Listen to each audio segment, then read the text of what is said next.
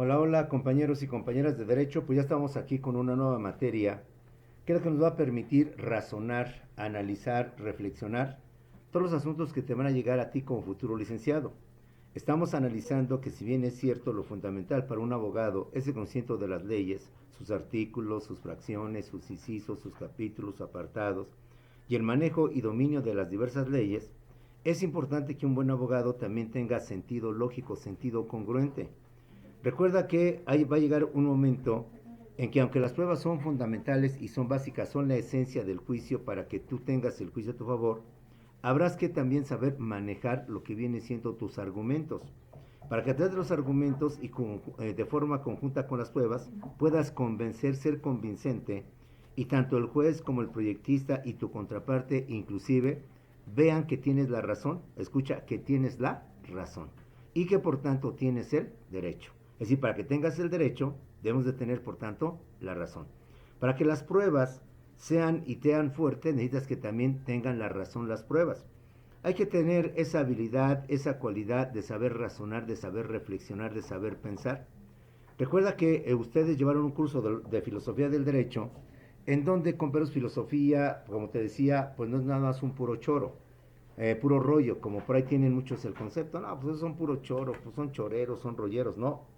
El filósofo es una persona que piensa más allá de lo normal, que reflexiona más allá de lo normal, que profundiza, que ahonda sobre los temas, que ve cosas donde tú y yo no vemos esas cosas, que observa lo que tú y yo no observamos. Recuerda que alguna vez te hice la diferencia entre mirar y observar. De verdad nosotros nada más miramos pero no observamos. Reitero mis ejemplos. Mirar. Mamá cuando venía del trabajo hacia la casa, fíjate que vi como unos individuos asaltaron a otras personas. Eso es mirar. Observar. Mamá, fíjate cuando venía yo en camino hacia la casa, vi como unas personas asaltaban a otras y me pregunto, mamá, eran jóvenes, ¿por qué se dedican a robar y no a estudiar? Y me pregunto, mamá, ¿qué ha de sentir la persona que le quitan sus cosas, que con tanto sacrificio las consiguió y de repente en una cuestión de segundos se los quitan? Me pregunto yo, mamá, si las personas que quitan este dinero, inclusive a una le hirieron, ¿qué no sienten remordimiento? ¿Qué no sienten feo que en un momento determinado le han quitado la vida a una persona, etcétera, etcétera? Ya ves, eso es justamente lo que viene siendo observar, ir más allá del miramiento, ir más allá nada más de la simple mirada. Y usted como abogado debe tener esa habilidad mental, esa cualidad intelectual. Recuerda que la filosofía es una ciencia 100% intelectual, 100% mental. Y para que nos quede más claro y entender lógica jurídica, estamos recordando algunos temas de filosofía del derecho para que los tengamos bien firmes y los podamos confirmar en lo que viene siendo nuestra materia. Dentro de la materia de la lógica jurídica está fundamentalmente lo que viene siendo la razón. Es decir, ¿qué es la lógica? Antes de entender lo que viene siendo la lógica jurídica, hay que entender que la lógica es una rama del derecho y que la lógica jurídica a su vez es una rama de la lógica. Te recuerdo que la lógica es la rama o la parte de la filosofía que estudia la razón, que estudia el razonamiento. Justamente porque el filósofo, a través del razonamiento, nos induce hacia lo que viene siendo la verdad.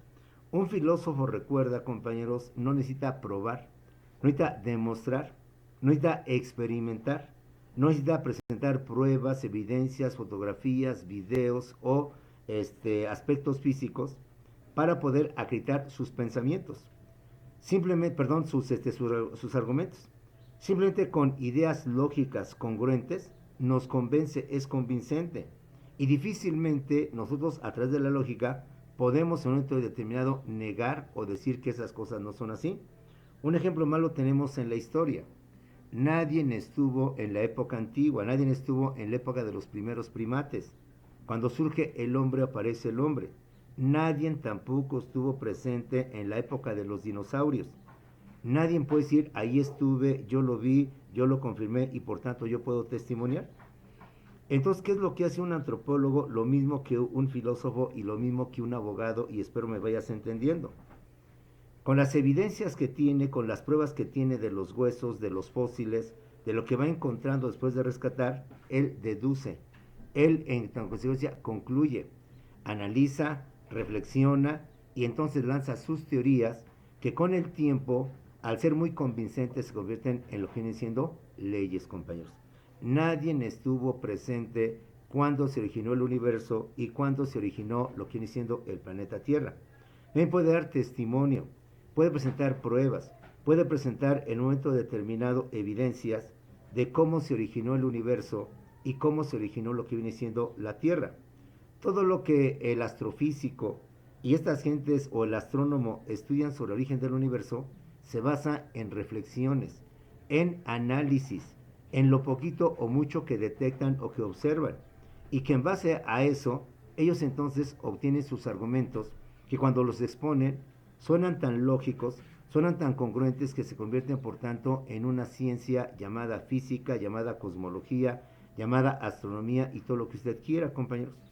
El razonamiento y la elaboración de argumentos son parte fundamental en un filósofo, son parte esencial en un antropólogo y también, entiéndelo, son parte fundamental en lo que viene siendo un abogado, un futuro estudiante de derecho, que cuando esté litigando hay que tener bien presente el contexto, las leyes, insisto, el artículo, la fracción, el inciso, el apartado, el párrafo y sus correlativos de otras leyes para poder fundamentar tu pretensión o la acción por la cual estás iniciando un juicio o por la cual estás tratando de contestar una demanda que consideras que está mal y que los hechos o que los documentos no son así.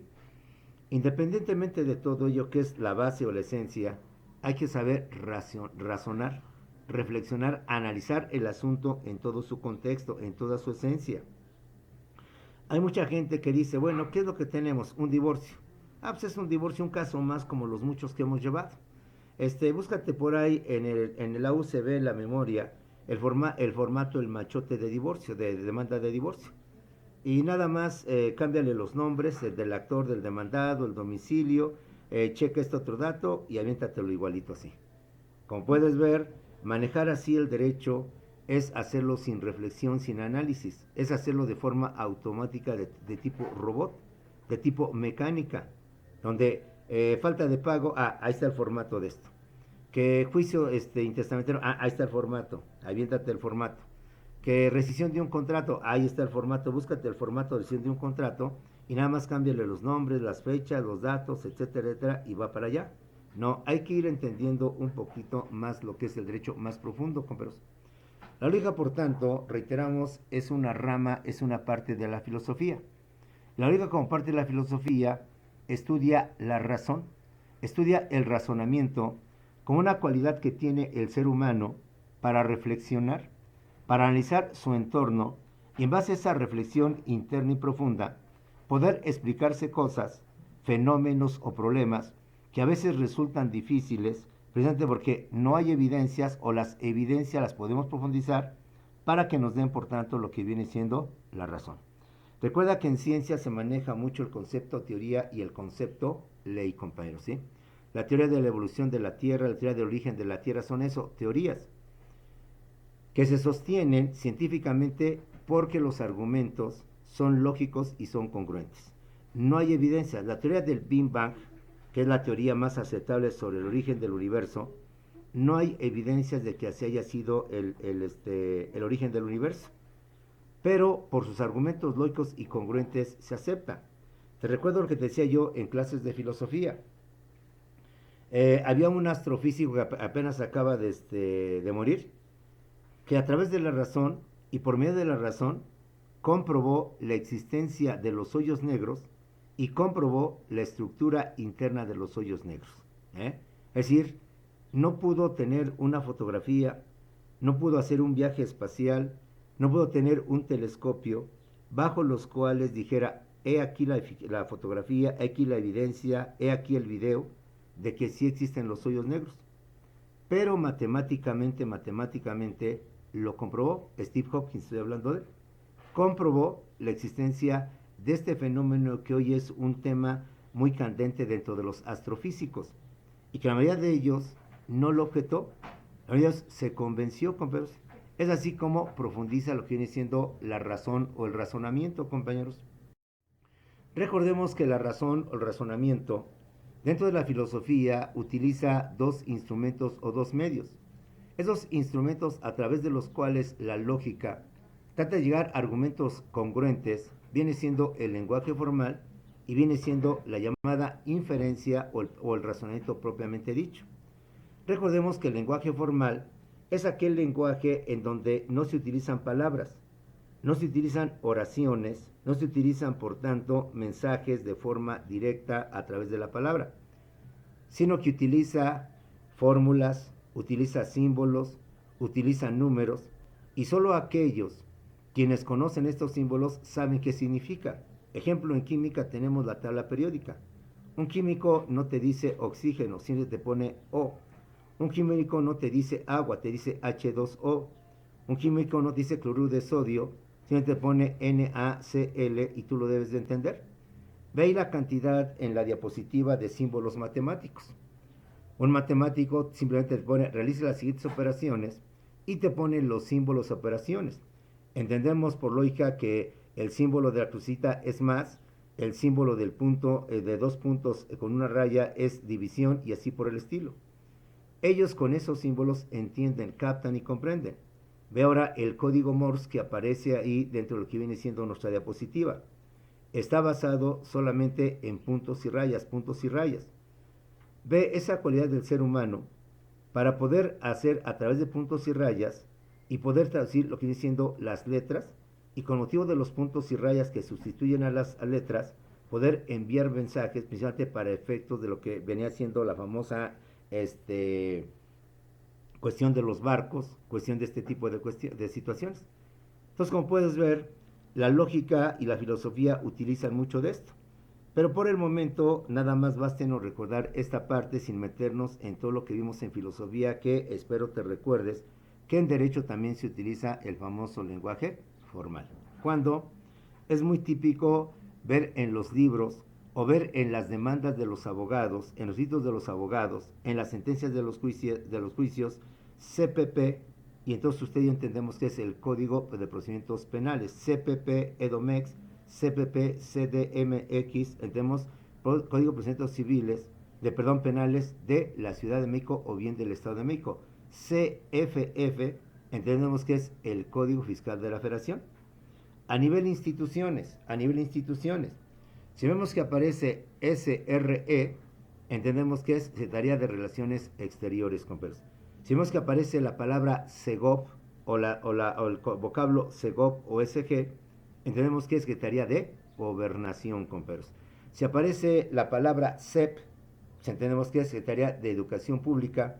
Si aparece las palabras IMSS o el vocablo IMSS, entendemos que es el Instituto Mexicano del Seguro Social. De esta manera, en materia jurídica también utilizamos este tipo de lenguaje formal, el tipo de lenguaje que con las simples iniciales es suficiente para poder captar, para poder entender y para poder transmitir lo que viene siendo un mensaje. No obstante, como te lo dije, hay una exposición del Código Civil que dice que en materia jurídica las iniciales o abreviaturas no tienen validez, pero ya es costumbre que muchas veces se manejan este tipo de abreviaturas y se dan por hechas, se dan por válidas. Pero en la práctica, como abogado, debes de saber manejar este tipo de iniciales, que es el ISSSTE, que es el Infonavit, detrás de esas siglas, o detrás de esas abreviaturas ISSSTE, IMSS y demás nombres, ¿cómo se llama? La CAPUFE, la CFE, hay un nombre de una institución, de un organismo, y hay que saberlo entender, hay que saberlo comprender, compañeros, ¿sale?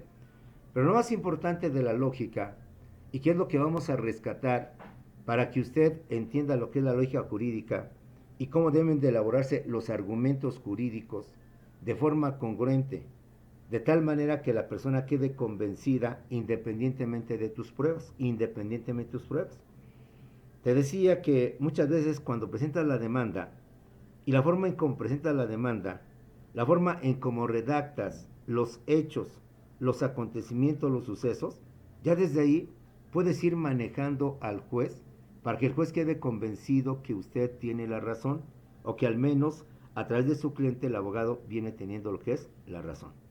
Dentro de la lógica, lo más importante es el segundo elemento, además del lenguaje formal, es el famoso razonamiento o inferencia. ¿Qué es el razonamiento o qué es la inferencia? El razonamiento o la inferencia, como recordemos, es un proceso mental, es un proceso intelectual, es un proceso, compañeros, que realizamos y llevamos en fracción de segundos dentro de lo que viene siendo nuestra mente. Hay que tener esa agilidad mental porque en juicios orales, principalmente en materia penal, tus argumentos deben ser en cuestión de segundos inmediatos. Nada de poder pensar, sí pensar, reflexionar, pero en cuestiones de segundos.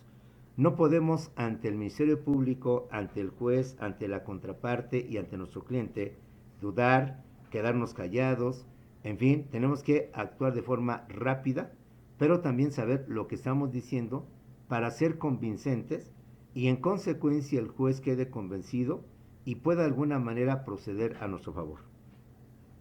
Dentro de las prácticas se dice que cuando los alegatos de un abogado son muy precisos, son muy concisos, son muy contundentes, el juez muchas veces toma esos alegatos, esos argumentos, y en base a esos alegatos el juez emite su sentencia.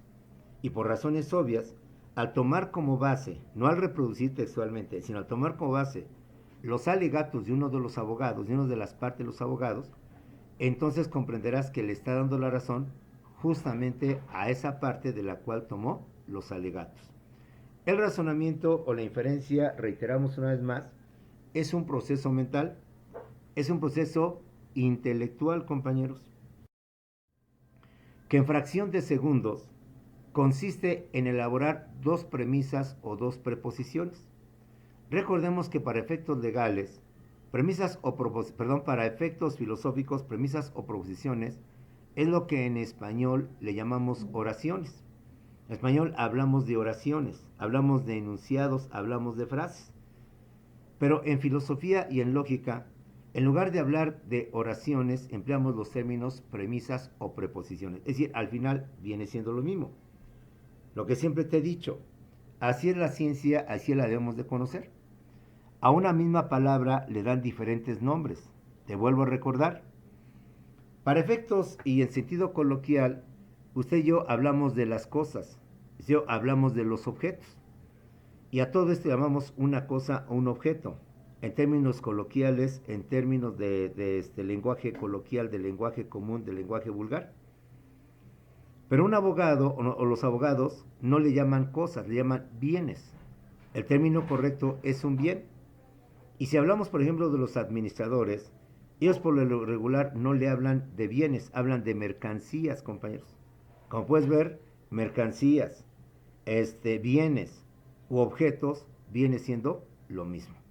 De igual manera, en una palabra técnica dentro de la filosofía y dentro del derecho, porque de hecho también se maneja la palabra premisas, en lugar de hablar de oraciones, hablamos de premisas. Entonces, que nos quede bien claro, ¿qué es una premisa? Es una oración. ¿Qué es una preposición? También es una oración, tiene dos nombres. No lo confundas con la palabra proposición, porque la proposición entra de lo que viene diciendo el español. ¿Qué es la inferencia o el razonamiento? Es un proceso mental, es decir, que lo tenemos que elaborar mentalmente, inmediatamente dentro de nuestro cerebro. Es como si quisieras resolver una ecuación de primer grado, sabes que la resuelves en el cerebro, no la resuelves en el pizarrón. El pizarrón o el cuaderno es el instrumento a través del cual tratas de ejemplificar o de expresar la operación mental que estás realizando. En sí, la operación que estás realizando se genera, se desarrolla en el cerebro. Y de igual manera, los razonamientos y las inferencias que tú lleves a cabo como abogado se dan en el cerebro, compañeros. Que para poder ser más entendibles o más claros, las expresamos materialmente en un cuaderno, en un pizarrón, para poderlas mejor entender. Si las matemáticas, los matemáticos, por ejemplo la redundancia, nos ponen x cuadrado menos 2y es igual a 0 y multiplican y dividen y suman, viéndolo materialmente cómo es la operación, a veces no entendemos a las matemáticas. ¿Te imaginas si nos hablaran al aire? sino era nada más, mira, tienes que multiplicar, tienes que sumar, tienes que sacar el cuadrado, una vez que tengas el cuadrado, lo divides, buscas el algoritmo, ya que tengas el algoritmo, lo vas a sumar con lo que tuviste el primer resultado, luego el primer resultado lo vas a tener para dividirlo con... No, pues olvídate. Menos entenderíamos las matemáticas. Por eso recuerda que la filosofía, la lógica y el derecho son eminentemente mentales, es decir, intelectuales. De esta manera elaboramos dos oraciones, es decir, dos premisas o dos preposiciones. Ejemplo, premisa A, todos los planetas giran alrededor del Sol. Premisa B, Mercurio es un planeta. Yo elaboro dos premisas y en base a esas dos premisas que acabamos de leer, entonces yo obtengo una conclusión, obtengo un resultado. Esa conclusión o resultado que yo obtengo constituye un argumento lógico y congruente. Difícil de combatir, porque es un razonamiento de carácter lógico, de carácter congruente. Para poder obtener yo un argumento lógico, elaboro dos premisas. Y en base a esas dos premisas, yo saco, por tanto, una conclusión. Y esa conclusión que yo saco se convierte, por tanto, en un argumento lógico y congruente. Veamos el ejemplo. Premisa u oración A. Todos, absolutamente todo lo que conocemos como planetas giran alrededor del Sol, al menos dentro de nuestro sistema solar. De esta manera, Mercurio, Venus, Tierra, Marte, Júpiter, etcétera, son planetas, o al menos la astronomía ha dado ese nombre de planetas, que son diferentes a lo que vienen siendo los cometas, que son diferentes a los meteoritos y a tantos otros cuerpos celestes que existen en el espacio o que existen en el universo. De tal manera, de forma categórica, nos dice la astrofísica o nos dice también lo que viene siendo la astronomía. Todos los planetas, precisa bien, los planetas, no te dice todos los planetas, los meteoros, los cometas, no, nada más te precisa, todos los planetas giran alrededor del Sol. En base a esta premisa, yo genero otra premisa. Si todos los planetas giran alrededor del Sol, Mercurio es un planeta. Por lógica, mi conclusión, mi argumento es que si todos los planetas giran alrededor del Sol y Mercurio es un planeta, en consecuencia o por lo tanto, Mercurio gira alrededor del Sol. ¿Ya vieron, compañeros? De esta manera, es un argumento irrefutable o difícil de poder combatir. Si te están diciendo que todos los planetas giran alrededor del Sol, en consecuencia, es algo que ya está dado, demostrado por la astronomía, que está dado, demostrado por lo que viene siendo la astrofísica. Y entonces, si yo encuentro un cuerpo celeste con las mismas características que es un planeta, y que por tanto ni es un meteoro, ni es un cometa, ni es una estrella, ni es un sol, en consecuencia deduzco sin tenerlo que comprobar, sin tenerlo que demostrar, sino solamente por lógica, que difícilmente resultaría poderlo objetar, concluyo que por tanto Mercurio gira alrededor del Sol. Si todos los planetas giran alrededor del Sol y Mercurio es un planeta, en consecuencia Mercurio también gira alrededor del Sol, porque Mercurio es un planeta. ¿Ya vieron? De esta manera es como se razona, cómo se reflexiona, cómo se profundiza. Y si hay otro planeta, llámese Tierra, Venus, Marte, pues es la misma conclusión. Esto viene siendo lo que conocemos como razonamiento o inferencia. Formulo dos oraciones. Y en base a esas dos oraciones, yo saco una conclusión. Y esa conclusión o resultado le llamo argumento lógico y congruente. ¿Por qué? Porque no me da para que yo pueda dudar o yo pueda contradecir o pueda decir esto está mal, esto no es cierto, esto es falso. Yo estoy hablando únicamente de los cuerpos celestes llamados planetas y estoy precisando que todos. No estoy diciendo algunos de los planetas, ¿sí? Estoy diciendo todos. No estoy diciendo algunos de los planetas.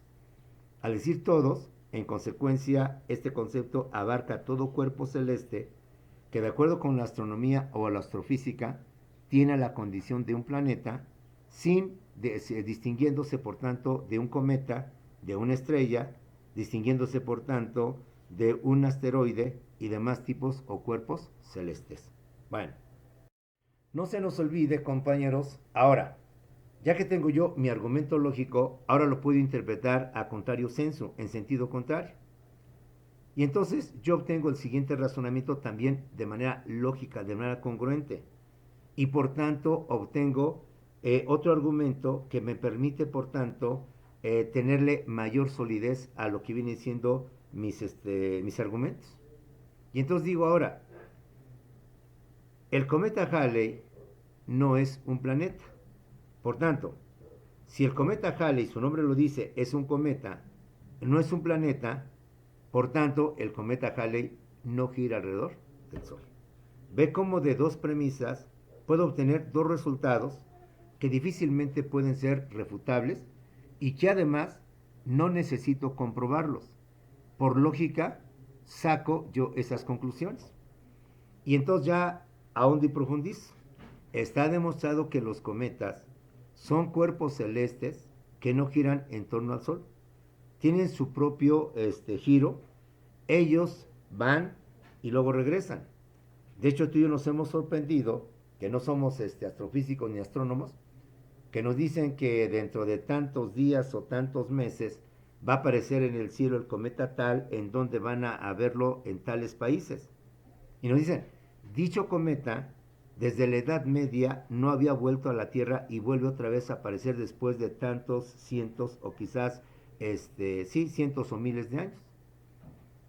¿Por qué? Porque el cometa o los cometas tienen su propia órbita, manejan su propio recorrido en el espacio y no necesariamente son atraídos o están dentro de lo que viene siendo la atracción de lo que es el Sol. Son cuerpos celestes que se diferencian de los planetas porque son independientes o al menos mantienen su propio giro y entonces ya argumentas. Y entonces ya fundamentas con mayor profundidad. Pero por principio, pues el argumento es tan congruente, tan lógico que difícilmente se puede refutar. Si todos los planetas giran alrededor del Sol y Venus es un planeta, por tanto, Venus gira alrededor del Sol. Ahora, habla nada más de los planetas. Ahora, si yo digo el cometa Halley, su nombre dice, es un cometa, es un cuerpo celeste diferente a los planetas, y profundizo, no es un planeta, por tanto, sin tener lo que demostrar, irme yo en un cometa, no sé, mandar una sonda espacial que ande ahí checando y vigilando al cometa Halley por miles de años, difícil de hacerlo. Entonces, por lógica, deduzco y se comprueba en la realidad. ¿Ya vieron? El cometa Halley tardó tantos años en regresar a la Tierra. Y luego hasta nos dicen los científicos. Dicho cometa se va a ver dentro de unos 80 o 200 o 300 años, volverá otra vez a regresar a la Tierra. Entonces, como puedes ver, ahí no tenemos que esperar a que vengan los 200, los 300 años, difícil de acreditar, para saber que de antemano es algo verdadero, es algo cierto. Por tanto, el cometa Halley no gira alrededor del Sol. Bajo esta misma perspectiva de contrario sensu o sentido contrario, deduzco, la Luna no es un planeta, tú bien lo sabes. La Luna es el satélite natural de la Tierra, es otro cuerpo celeste. Creo que Plutón o Saturno también tiene lunas. Marte no, creo que no tiene luna, Mercurio creo que no tiene luna, pero la Tierra es bendecida por Dios, por la naturaleza y tiene una luna. Y la luna pues, es la que nos da luz en la noche, o al menos que es la que viene a apoyar o a complementar lo que viene siendo la luz del Sol. La luna es un satélite natural de la Tierra. En consecuencia, si es un satélite, no es un planeta. Por tanto, si la Luna siendo satélite no es planeta, lógico, nadie lo puede dudar, la Luna por tanto no gira alrededor del Sol. Su órbita no es tanto en el Sol, sino es principalmente en torno a la Tierra. Más que girar la Luna en torno al Sol, lo hace en torno a la Tierra. Que si bien ambos están unidos, por así decirlo, por la Luna y la Tierra, pues de alguna manera la Luna también gira alrededor del Sol, pero no necesariamente. Su principal giro o su principal órbita es alrededor de la Tierra. Por tanto, la Luna no es un planeta, la Luna simplemente es un satélite, pero un satélite natural. Y en consecuencia, al no ser planeta, la Luna, por tanto, no puede girar alrededor del Sol. Como puedes ver, compañeros, No es un juego de galimatías, ¿eh? No es un juego de palabras, no es un juego de a ver si me entiendes. Simplemente es un juego de cómo profundizamos, reflexionamos y tratamos de llegar a verdades a través de la razón. Sin necesidad de pruebas, sin necesidad de evidencias, sin necesidad de testigos, sin necesidad de fotografías o de videos. La misma lógica, el mismo razonamiento te va a dar, por tanto, que esto es verdad, sin tener que demostrarlo. Y hemos visto en filosofía cómo hay muchas cosas que se dicen y se acreditan, se demuestran. Insisto, aunque no seas filósofo, Steve Hopkins, antes de morir, dejó establecido y acreditó la existencia del hoyo negro, no porque obtuvo una fotografía, no porque a través de esos telescopios de dimensiones descomunales que logran fotografiar distancias también descomunales, la haya obtenido por accidente o de previos estudios. Él solo matemáticamente acreditó y comprobó la existencia del hoyo negro, y no solamente eso, matemáticamente comprobó la estructura de los hoyos negros, cómo estaban por dentro, compañeros. De esta manera, como puedes ver, ve la importancia del razonamiento. Por eso tus materias de filosofía del derecho, pues tus materias de lucha jurídica, para que te permitan tener también esa habilidad mental, esa habilidad o cualidad intelectual de razonar, de pensar en segundos y poder tú dar este tipo de argumentos difícilmente de poder contradecir, o difícilmente de que tu contraparte te diga, demuéstramelo, compruébamelo, házmelo saber. Las teorías, insisto, en historia, las teorías en física, en química, son eso, son teorías. Que ante la falta de pruebas, ante la falta de una prueba contundente de cuándo se originó el mundo, de cómo se originó el universo, por los argumentos que ellos emiten, los demás científicos los encuentran congruentes, los encuentran al menos lógicos y dicen, pues sí, en efecto, la teoría más aceptable sobre el origen del universo es la famosa teoría del Big Bang, donde el universo se contrae y después se expande. De esta manera se supone que el universo está ahorita en proceso de expansión, una especie de liga. Va a llegar el momento en que este universo va a llegar a su límite máximo, entonces va a iniciar el retroceso. Ahora que ya se expandió al máximo, entonces va a tener que volver otra vez a contraerse. Y con motivo de la contracción, pues entonces viene otra vez la desaparición de planetas, de todo lo que viene siendo los cuerpos celestes, y entonces se contrae, se convierte en una masa amorfa, en una masa llena de energía y no sé cuántas cosas más. Después de contraerse, al llegar a su punto máximo de contracción, va a volver otra vez a explotar. Y una vez que explota esta masa llena de energía, llena de no sé cuántas cosas más, perdón por mi falta de conocimientos, se va a empezar otra vez a expandir. Y con el de esta expansión, mucho de lo que explotó va a llevar un proceso de enfriamiento. Con motivo de este proceso de enfriamiento y de alargamiento, por así decirlo, entonces van a ir formando diversas cuerpos celestes, sistemas solares, sistemas planetarios, soles, estrellas, cometas, planetas, etcétera, etcétera. Como puedes ver, no hay evidencias, no hay pruebas, pero sí hay argumento lógico. Y luego con las sondas espaciales que han ido mandando los chinos, los rusos, los norteamericanos y demás potencias mundiales, se ha ido poco a poco demostrando, comprobando este tipo de teorías, que al ser comprobadas de forma total y absoluta, entonces se convierten en lo que vienen siendo las famosas leyes, compañeros. ¿Sí? Bueno, recordemos que en filosofía y en la lógica se manejan dos tipos de argumentos: el argumento deductivo y el argumento inductivo. El argumento deductivo es cuando partes de un concepto general, de una verdad universal, y en base a esa verdad o ese concepto general que ha sido acreditado, que ha sido demostrado y que por tanto ya no amerita ninguna objeción, entonces tú, ante otros casos nuevos, similares, iguales del que estamos hablando en términos generales, por tanto tú deduces que ese caso particular también entra dentro del concepto general. El ejemplo lo acabamos de ver. Se ha planteado y se ha dicho con toda certeza que todos los planetas giran alrededor del Sol.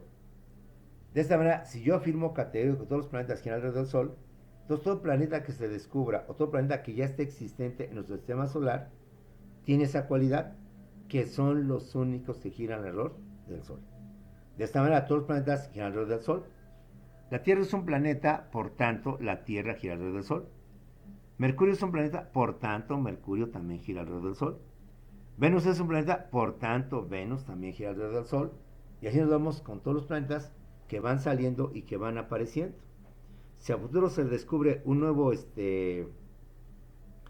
cuerpo espacial, se descubre un nuevo planeta y tiene las cualidades de lo que se entiende como planeta, entonces por lógica se dirá, sin tenerlo que comprobar, que ese nuevo planeta llamado X nombre, siendo planeta, por tanto también entra dentro de la órbita del Sol y por tanto va a estar girando alrededor del Sol.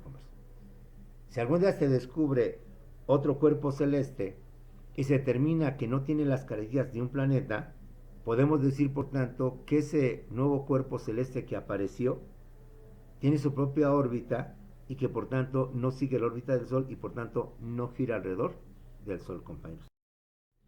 Un ejemplo más de lo que es el argumento deductivo. Todos los seres humanos son mortales. Hablo de todos. Creo que sobre este punto, aunque no tengamos conocimientos científicos, es un hecho, es un hecho. No existe la inmortalidad. En términos generales y absolutos, no existe la inmortalidad, salvo casos muy excepcionales, pero difíciles de acreditar. Pero entendamos el sentido común. Hasta ahorita, no hay inmortalidad. Todos los seres humanos nacen, crecen, se reproducen y mueren. Y no solo los seres humanos, también los demás seres vivos. Llámense animales, llámense plantas. Por lo tanto, es una verdad absoluta. Es algo que alguien difícilmente puede objetar o puede negar o puede decir es una gran falsedad. Si todos los seres humanos somos mortales, es decir, no tenemos una vida eterna, en consecuencia deduzco, Pedro es un ser humano.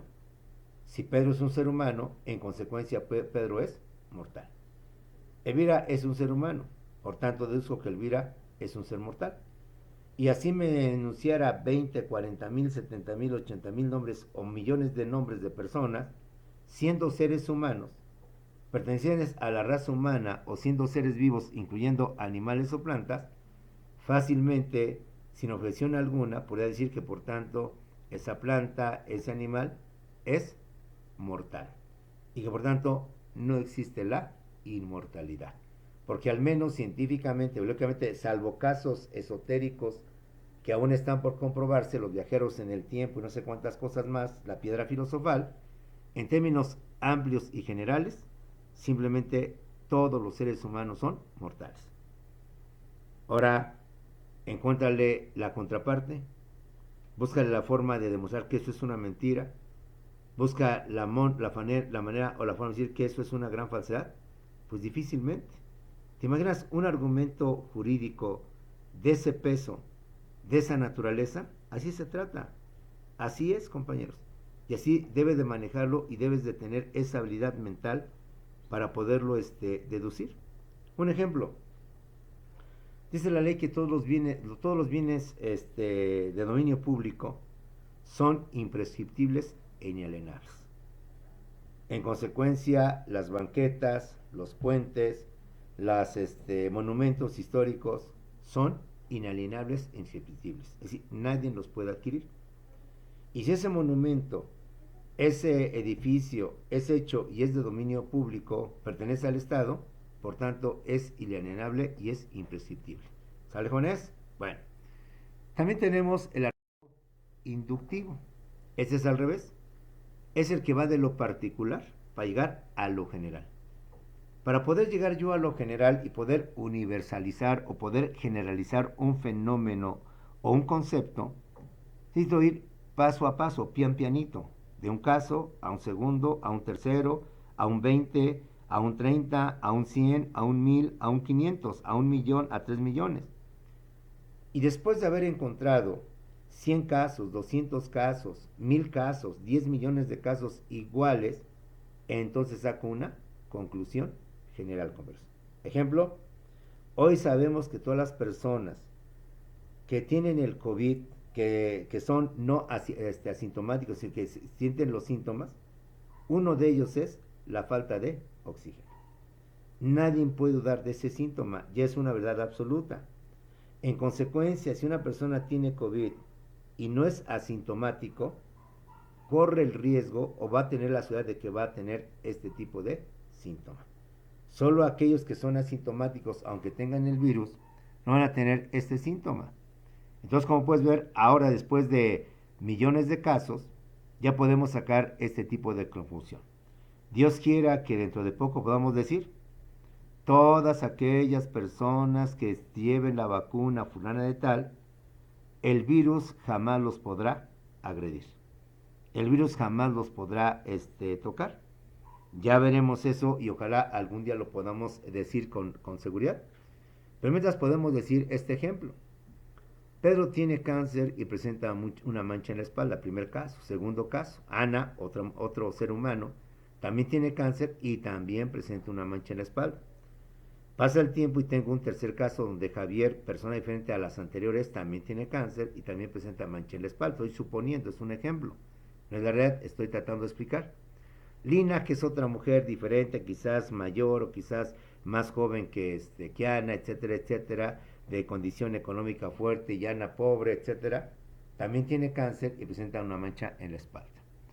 Después de analizar, de revisar sobre 20, 50, 100, 200, para eso sirven las estadísticas, para eso sirven las estadísticas que manejan pues todas las instituciones, en nuestro caso en el país el INEGI, en nuestro caso también cada una de las secretarías, saco esta conclusión contundente.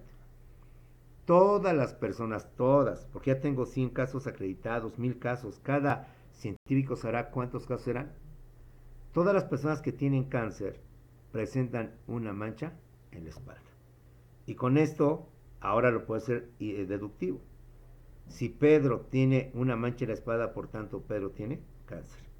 Si Anita tiene una mancha en la espalda, por tanto tiene cáncer. Ve cómo estos argumentos resultan de alguna manera irrefutables, convincentes, por la lógica, por el sentido lógico y congruente que guardan y que llevan consigo. Un ejemplo más de argumento inductivo. Ahora al revés. Analizo a Mercurio y deduzco que ni es satélite, ni es cometa, ni es un asteroide, es un planeta. Y al ver veo que él como planeta gira alrededor del Sol. Ahora visualizo a Venus y por sus características deduzco que también es un planeta. Y también me doy cuenta que gira alrededor del Sol. Veo otro cuerpo celeste similar que es la Tierra y también concluyo que es un planeta. Y por tanto también establezco que gira alrededor del Sol y así me voy. Y entonces llego a la conclusión de que los planetas, Mercurio, Venus, Tierra, Marte, Júpiter, etcétera, son planetas y por tanto giran alrededor del Sol. En consecuencia, puedo yo ahora establecer una verdad general, universal, absoluta, diciendo, en base a las evidencias de caso por caso, asunto por uno, de lo particular, modelo general a lo universal, que por tanto, todos, absolutamente todos los planetas giran alrededor del Sol. Y sobre esta verdad y sobre este argumento lógico congruente, pues a ver, demuéstrame con argumento lógico congruente que esto no es verdad, que esto es falso y que los planetas, algunos y no todos, giran alrededor del Sol y solamente algunos giran alrededor del Sol. Piensa porque son los más viejos o porque son los más nuevos o porque tienen tales características, porque son los más cercanos al Sol o son los más alejados del Sol y que son los únicos. Como no hay ningún argumento que demuestre esto, entonces seguimos con este principio que los planetas, todos los planetas giran alrededor del Sol. Bien, jóvenes. Esperamos vayamos entendiendo galimatías, que no es galimatías ni juego de palabras, sino tratar de tener esta habilidad mental que ya la veremos cómo se maneja dentro del derecho y cómo la debemos de utilizar. Nos vemos, jóvenes, en unos segundos en la siguiente clase, después engancharnos en lo que viene siendo nuestra clase de Zoom. Nos vemos en la siguiente clase en unos cuantos segundos.